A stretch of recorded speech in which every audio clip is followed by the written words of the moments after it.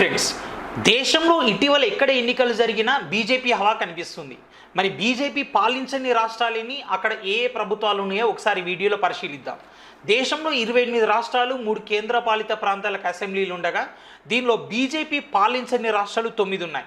అయితే దీనిలో 4 రాష్ట్రాలలో కాంగ్రెస్ అధికారంలో ఉంటే మిగతా 5 రాష్ట్రాల్లో ప్రాంతీయ పార్టీలు నేరుగా లేదా ప్రాంతీయ పార్టీల కూటమి ద్వారా పరిపాలిస్తున్నాయి. అవేంటో ఒకసారి పరిశీలిద్దాం. హిమాచల్ ప్రదేశ్, దీని రాజధాని సిమ్లా. ఇక్కడ కాంగ్రెస్ అధికారంలో ఉంది. ముఖ్యమంత్రిగా సుఖ్వీందర్ సింగ్ సుఖు ఉన్నారు.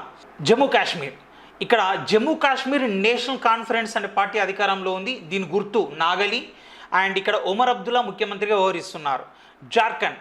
జార్ఖండ్ ముక్తి మోర్చా అనే పార్టీ ద్వారా హేమంత్ సోరెన్ ముఖ్యమంత్రిగా పనిచేస్తున్నారు. దీని గుర్తు విల్లు మరియు బాణం.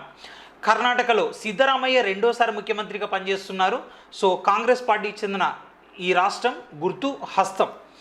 మిజోరాం, ఇక్కడ జోరాం పీపుల్స్ మూవ్మెంట్ అనే ప్రాంతీయ పార్టీ పరిపాలిస్తుంది. ముఖ్యమంత్రి లాల్ దుహోమా. సింబల్ వచ్చి హ్యాట్, టోపీ.